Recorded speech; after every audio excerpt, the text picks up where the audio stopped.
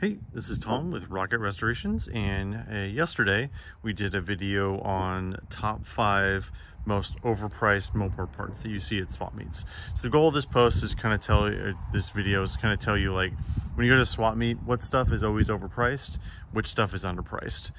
It's just kind of a good buyer's guide so you don't overpay for stuff when you're trying to buy it. So as I said, our top 5 yesterday was most overpriced. It was, well, you can watch that video, but I'll give you a hint. Barracuda rear window was one of them. But yeah, watch our other video from yesterday. It's a really good hint. So today we're gonna do most underpriced. So this is the stuff that I find at swap meets all the time that in the real world and like online and on eBay is worth more than you think more than you usually find it for at swap meets. Should probably turn the lights on, huh? Oops, wrong switch. There we go. Here's some porcelain signs. My Dodge Neon. When I turn that on, it just makes me happy.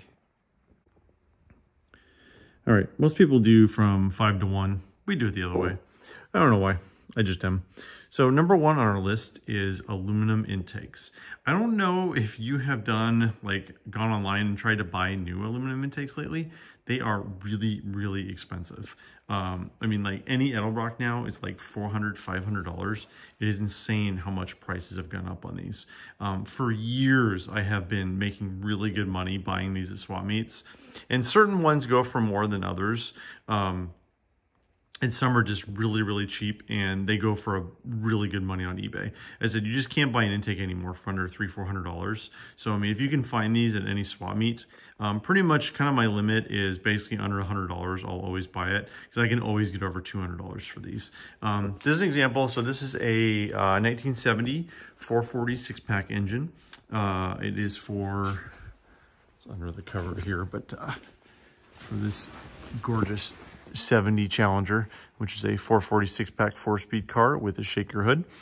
Super cool car. This is the motor for that. So for all of our motors, we run them on an engine run stand before we put them in the car, because if anything happens, you know, we can fix it when it's not in the car. If we have to pull it out of the car and have a fresh painted engine bay, it's a bit of a problem. So this car is obviously a 6-pack, but we've learned a lot of things by running these on the dynos over the years. And the biggest thing that we've learned is to use reliable known parts. So obviously this is going to be a 6-pack, and the intake's over there on the shelf. But we want to run a known carburetor on this. So we have a 4-barrel Edelbrock that we use that's known good.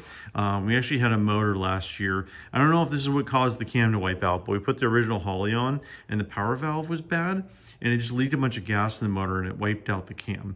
And again, I don't know if that was causation means, you know, realization, or I don't know, however you say that. I don't know how you even say that. But we run known parts on these now. So, and we also run them unpainted. So we used to paint them and then break them in. So here's the exhaust manifolds that we use for the engine run stand. We have exhaust, kind of stubby exhaust that we hook up to that as well. But we actually run them unpainted when we break them in. So if there's any oil leakage, also when you break them in, they run really, really hot and they burn the paint off the manifolds, because the OE correct is paint on manifolds. So for example, this is a 440 over here. For my 68 Fury convertible, the one, you know, completely covered in junk. It's a 444 speed car. So these manifolds are painted. So this one was before we broke them in on the run stand painted. So you can see the paint there. So this was the blue of that before we broke it in, but they run really hot for a long time when you break them in. So you got to run them for 15 minutes with the idle up to get the cam and piston rings broken in. So these are now gonna rust, and that's OE correct. I'm fine with that, but we decided to change our technique a little bit over the last couple years, and we paint them afterwards. So if you come over here, it's a little narrow in here. Sorry, the lights are off. Should have shut the lights off. So this is for the 1969 Daytona over there. So you can see on here, we painted them with the exhaust manifolds on. So, sorry, a little digression there from the actual video that we're trying to do here. But I just thought you guys might find that interesting. But yeah, aluminum intakes. You know, there's a few like the direct replacement drag racing ones, like the DP4B, the LD340. Those still go for good money. People know those are worth something. Those have a Chrysler part number and are legal for racing. So those go for good money. At swap meets, those are usually $200 to $300, sometimes even up to $400. And I'd pay a little bit more for those. But the ones I usually find are these. This is actually not a great intake, but it doesn't really matter. People still buy them, like the Streetmaster 318s. I buy those all the time. They're usually under $100. I get $200 to $250 on eBay. And this used to be even more the case like 4 or 5 years ago. The market's kind of cut up to a little bit. Intakes are getting a little more expensive, but yeah, if you want something you can buy cheap at a swap meet and be able to, you know, put it on eBay, make a few bucks and sell, BBL Aluminum intakes are your ticket. All right, our next underpriced part you find at swap meets are B-body map lights. Okay, I'm a little cheating right here. This one's NOS, which is super hard to find and super valuable.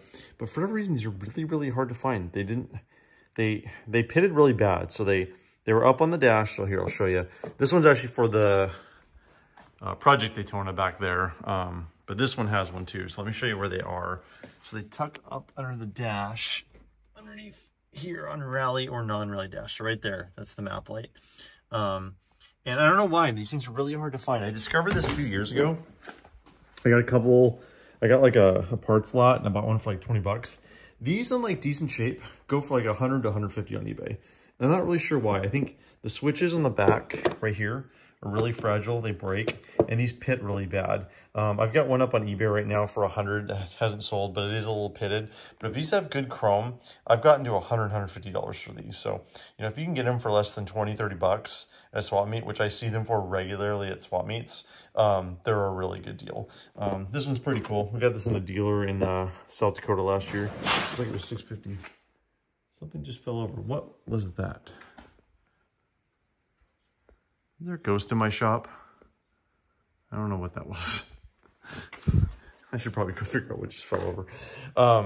Yeah, sorry, I lost my train of thought.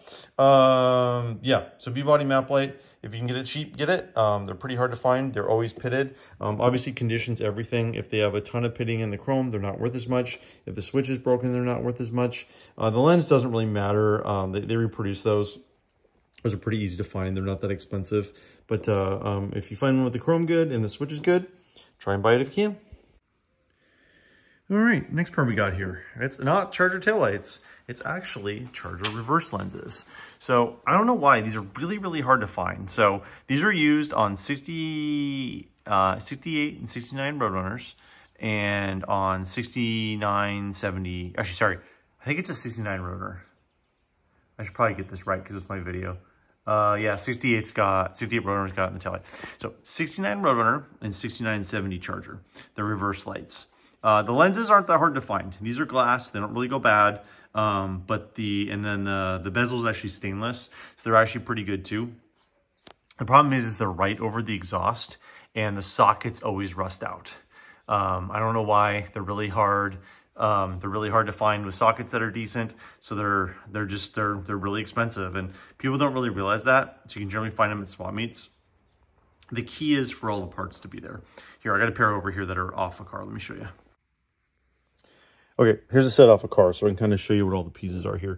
So one thing that happens to these is they get hit a lot. They're right underneath the bumper. So like this one's bent. You want to try to avoid that if you can. The other piece is there's two screws and there's a little like retainer on the back. So see that kind of half ring there? That's the retainer to hold it on. The two screws and the socket. So if the socket's good, this is straight and has screws. These go, I usually get between 100 and 150 for these on eBay, and they're usually at swap meets for 20, 30 bucks a piece. So I bought two sets of these at the Minnesota show. I think it was 30 bucks for all four, and I'll mix and match the best ones and put them on there. You want to make sure the glass is there, and the glass doesn't really go bad because it's a glass lens. And then there's, see that metal thing in there? That's actually like a metal holder to hold it in there. So as long as it has all the pieces, the wire, the glass, the front's not bent or hit, the screws and the back piece, and the socket's good, try and buy it. These are really hard to find. Little trivia, I don't know if you guys knew this or not. I learned this wrecking yarding years ago. So you can always tell what any lens on any Mopar came off of. You can tell what it came from originally. So you see how it says 69R there? So they were required to put a DOT number on every taillight back in the day. I think it started in 62 or 63. So 69 means the year it started, 69. And then R is the first letter of the VIN of it, what it fits. So R is B-body Plymouth. So 69 B-body Plymouth R. So if it's Road Runner, Satellite, Belvedere, all that. It also happens to fit Charger, so it's not foolproof, but you can at least tell one thing that it fits. Here, let me find another lens for you. I'll show you another example. And to go back to what I was saying before, yeah, it's just 69 Road Runner, because that's a 68 Road Runner GTX. This is actually a GTX taillight bezel, sports satellite. The lens is the same for Road Runner. But if you look at this one, just like on the other one, if it'll focus, see how it says 68R on there? So that way I know that it's 1968, and then R is Plymouth. If you ever see RS, that means wagon. And sometimes you'll see a second letter, so like RL would be like Belvedere, Road Runner, RH would be like high trim level. Sometimes you'll see 2 letters, but that's just a little cheap way or easy way. So if you have a taillight or something like that, you can see the DOT number and see what it fit first. Like that could fit 69 to 70. It wouldn't tell you what other years it fits, but it'll tell you the first year it was on a car.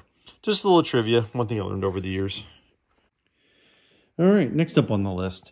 This definitely falls into the it's expensive to ship category, which limits it a little bit, but scatter shields. So if you're drag racing to be legal and you have a 4-speed, you really need to have a scatter shield to run very fast at all. And I find these at swap meets really cheap. Like you can generally find them for like 100 to 200 bucks. I mean, obviously there's exceptions to the rule of any of this stuff, but like usually you can find the scatter shields really cheap, and they get like 400 or 500 bucks on eBay, or just online. Because these new are like $700, $800. You put the SFI label on anything, and it makes it really, really expensive. These actually came from an estate sale we went to down in California. I've got a buddy of mine, Ken, good dude. He watches my videos too. He's the 61 guy, if you watch some of my other videos. But he's a scrapper, and I love scrappers. And he's like a scrapper with a heart of gold. Like he's really good at finding stuff. Like you always want to know a scrapper because they know where all the bodies are buried and where all the cool stuff is. So he found an estate sale where a guy passed away, and he had all sorts of really, really cool stuff. Like all those drums there are actually Alfa Romeo aluminum drums. That right there is a, I think it's an 871 blower. It's a turbocharger and a supercharger. How cool is that? And then there's a Detroit diesel supercharger over here too, which I should probably do something with this stuff because it's kind of taking up room in the shop. 8x8 3/4 came out of there too. That's an Alpha fuel injection system and knockoff wheels, which has nothing to do with this video, but I just thought you might like it. So yeah, scatter shields, if you can get them cheap, they go for really good money. Try to find them. They are a pain to ship. They're very heavy and very big, but it's generally worth it because you get enough money for them. All right, and our fifth one here is log exhaust manifolds. I know what you're thinking right now. Tom, you're crazy. I have scrapped all of these I ever have. They are worthless. Well, I'm sorry to say these things are actually worth some money now. I routinely, like when I'm buying out estates or buying like big lots or like at the end of the swap meet, no one ever buys log manifolds. I usually get these for like 5 or 10 bucks a piece, maybe 20 at the most. The thing is, we're running out of parts cars. Like, where are you going to find these anymore? There really aren't any 440s that people are parting out anymore. So they're getting harder and harder to find. And now this metal of any part on the car, this gets heat cycled more than any other part on the car. I mean, it regularly goes up to, 500 degrees back down to below freezing, like cycled time and time again. And it's cast iron that just doesn't live, and they crack. Like even on this one, like I got this one up on eBay right now. That's just rust. But you want to really check. They tend to crack right here in the middle. The 2 ports, if they go lean, they tend to crack. It's just getting really, really hard to find these things. They're getting brittle, especially in the rust belt and the salt belt. It's getting super, super hard to find these things. I mean, again, these aren't worth $1 million. I mean, everybody knows, like, okay, HP manifolds are worth money. Of course they are. Everybody knows that. There's a set. There's 2 sets right there. Evan bought those the last swap meet. I need to get them put away. But the log manifolds, everybody throw these things away. But I routinely get $75 to $125 on these things. Like I cleaned out an estate in Seattle last year. I got like 20 of these things, and I paid 10 bucks a piece for them. I got 75 bucks a piece for each of them on eBay. Like, do the math there. Like I made like $500 just off the log manifolds, just listing them on eBay. And I always keep a couple on the shelf of each part number because you never know what you're going to need. But yeah, go ahead and laugh at me. Oh, they're log manifolds. They're not worth anything. Go on eBay, look up completed listings on eBay and see what they're selling for. I list these things and they usually don't last the week on eBay. They usually go away pretty quick when I list them. This is just a mid-60s log manifold. The earlier ones seem to go for even more. Like the 62 to 64 B-body ones, they kind of have a long end on this side and they go for even more money. And if they got good heat risers on the passenger side, they tend to go for a little bit more money. Yeah, so yeah, log manifolds, don't laugh. The nice part about these is they're not that hard to ship. Like I go to Uline and get boxes. So these boxes cost me like 75 a piece. The ones right there. They fit the log manifolds perfectly. They cost like 20, 25 bucks to ship, which isn't too bad. And I generally get between 75 to 125 a piece for these. So yeah, laugh as you will, but I get decent money for these things.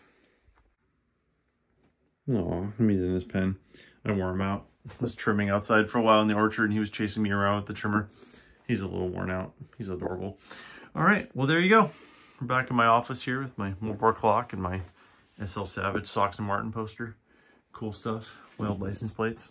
Yeah, so there's the top 5 most underpriced Mopar parts. I said I have a lot of experience with this. If there's any others you guys can think of, please let me know. I would love to hear them. I love hearing about parts that are underpriced in the market. It's just, you know, again, like going to a swap meet. I just love going to a swap meet. It's super fun for me. I really like doing it. I think it's fascinating. I love, you know, getting out there, trying to find the cool deal, trying to find the best deal in the swap meet. I consider it almost a sport. It's just something I really, really enjoy. So, well, thanks everybody for watching. I really appreciate it. This is Tom from Rocket Restorations, and we'll talk to you soon.